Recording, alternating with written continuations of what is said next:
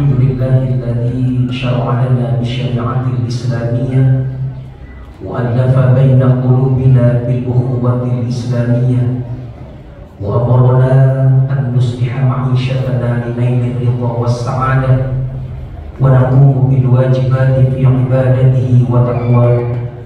Asyhadu an la ilaha illallah wahdahu la syarika lah wa asyhadu anna Muhammadan abduhu wa rasuluhu la nabiyya ba'da. Allahumma shalli ala Muhammad wa ala alihi wa ashabihi wa mawala, amma ba'd. Hadirin hadirat jamaah muhajirin yang saya hormati, alhamdulillah kita sekarang berada di 2/3 dari bulan Ramadan. Sepanjang perjalanan ibadah Ramadan, semoga Allah Subhanahu wa Ta'ala menerima segala amalia ibadah kita, dan Allah memberikan kesehatan, kemampuan, kelancaran kepada kita sehingga kita bisa melaksanakan ibadah Ramadan tahun ini dengan sebaik-baiknya. Amin ya rabbal alamin. Hadirin hadirat rahimakumullah.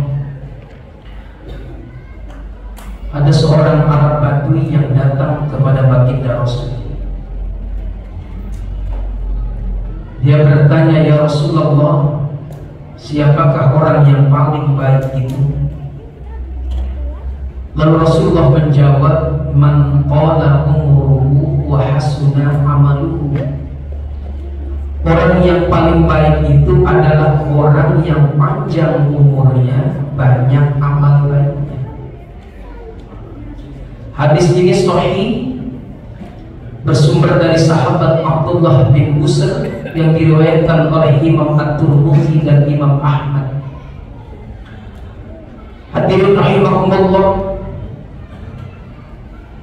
perjalanan kita sampai dengan saat ini itu tandanya Allah masih cinta dengan kita, dengan memberikan kesempatan kepada kita untuk banyak bertobat karena banyaknya dosa yang kita lakukan.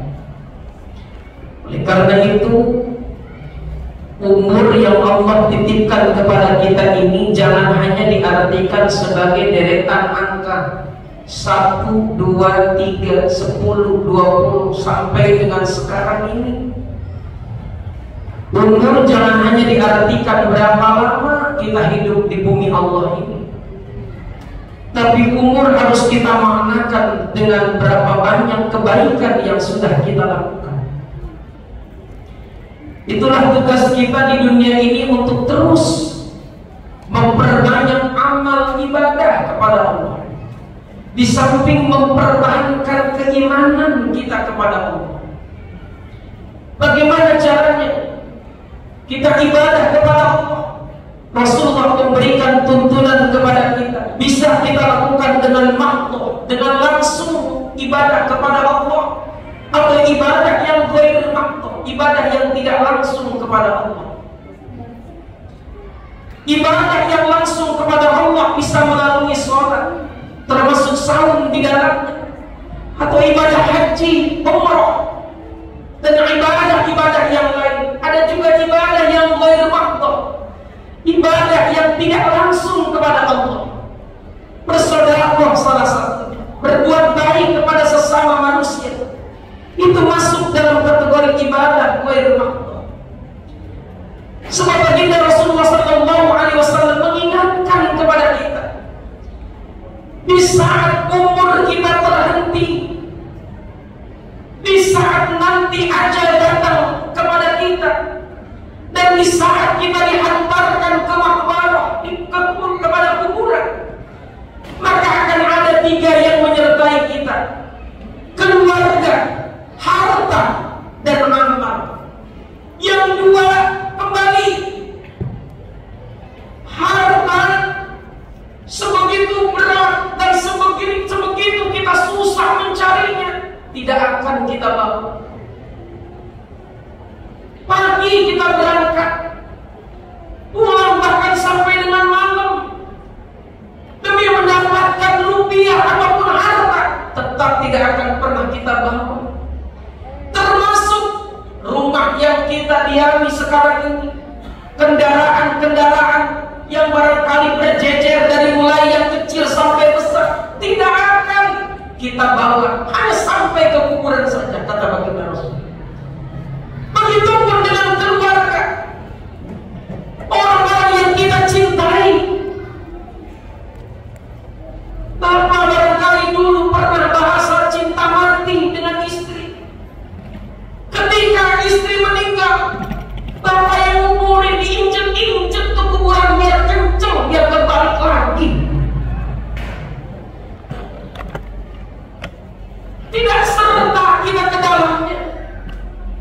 Kita tinggalkan kemudian setelah orang-orang kembali. Hanya satu yang menyertai kita nanti ketika kita di alam kubur. Apa itu? Amal. Maka baginda Rasul mengingatkan kita semuanya untuk terus beramal selama hayat masih di kandung badan, selama Allah menitipkan umur kepada kita ini. Jemaah sekalian yang dirahmati Allah, oleh karena itu bulan Ramadan adalah bulan kita memperbanyak amal, bulan di mana kita berfastabiqul khairat, berlomba dalam kebaikan, dan memang sangat tepat momennya. Hadirin yang dirahmati Allah, di bulan Ramadan kita diajarkan untuk kita begitu dekat dengan Allah. Seolah kita tidak ingin berpisah dengan awal waktu, kita tidak ingin berlama dari awal waktu. Perhatikan ketika maghrib datang, saat maghrib tiba, kemudian kita batalin, kemudian kita bergegas untuk ibadah sholat maghrib. Barangkali di luar Ramadan kita masih bisa mengulur sampai dengan setengah jam, bahkan seperempat jam sebelum habis, baru kita tunaikan Isya. Seolah kita tidak ingin ketinggalan fadilah dari tarawih, dari qiyamul lail. Kita bergegas setelah kita berbuka, setelah kita sholat, kemudian menuju masjid, menuju mushola. Begitu istiqomahnya kita ibadah kepada Allah. Begitupun ketika datang subuh, setelah sahur kita tidak tidur, kemudian kita berangkat ke masjid. Bahkan di sana pun ada kajian-kajian. Sampai zuhur pun masih ada kajian. Asar masih ada pengantar berbuka. Hadirin yang dirahmati Allah, maka kesempatan Ramadan ini kesempatan untuk kita mau melaksanakan dan berfastabiqul khairat, memperbanyak amal. Apa yang bisa kita lakukan di bulan suci Ramadan tergantung dari kemampuan kita. Kita memiliki apa di bulan Ramadan? Jika kita memiliki tenaga, maka sesungguhnya kita bisa berdayakan tenaga kita untuk bisa membantu orang lain. Jika kita memiliki harta, maka kita pun bisa berkontribusi dengan harta yang Allah titipkan kepada kita. Disinilah kesempatan itu ada. Insya Allah masjid ini sedang dalam proses pembangunan. Ini tahap yang kelima ya Pak ya? Oh, 3 ya? 3, tinggal dilanjutin insya Allah. Mudah-mudahan duitnya ada ini ya. Dari mana duitnya? Nah, dari Allah gitu. Dititipkan cuma kepada jamaah sekalian. Ya betul ya. Nah, kitalah yang akan menghidupkan ini. Setelah itu, ingat kemarin pesan saya, setelah masjid ini bagus, PR kita berikutnya adalah takmir masjid. Bagaimana kita menghidupkan, memakmurkan masjid ini? Saya lihat alhamdulillah di masjid ini masih kompak jamaahnya, penuh terus masjid ini. Amin. Mudah-mudahan ini bisa sampai akhir Ramadan begini. Dan tidak hanya itu, saya perhatikan dari kelompok bapaknya ada, remajanya juga ada, bahkan anak-anaknya pun ada. Sekarang di masjid-masjid lain Pak, sudah mulai itu menyusup. Siapa? Ini yang ada kaum tua Pak. Yang muda kemana? Nonton bola. Yang muda sudah sibuk sibuk dengan urusannya masing-masing di luar urusan ibadah. Anak-anak bercanda di luar, nanti baru masuk lagi ke dalam buat tanda tangan. Jemaah sekalian yang dirahmati Allah, tapi setidaknya kita sekarang menunjukkan kekompakan itu. Ada kaum bapak, ada kaum ibu, alhamdulillah. Dan setiap Ramadan tidak pun hanya melakukan ibadah, kita pun dicas, Pak. Kita diberikan ilmu yang luar biasa. Bu, mana ibu-ibu nih? Bu, alhamdulillah ibu-ibu rajin, kayaknya ibu-ibu rajin ngajinya, amin. Maka lengkap di sini, ibunya pun ada.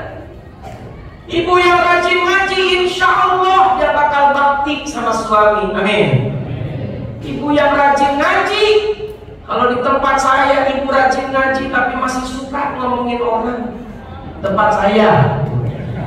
Kalau di sini kira-kira gimana, Bu? Gitu. Nggak jauh beda. Mestinya jeli tuh ibu-ibu.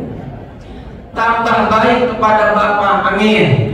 Maka setelah Ramadan ini, setelah disiram dengan siraman rohani, siraman qalbu, ibu juga harus lebih baik, lebih solehah kepada suami, amin.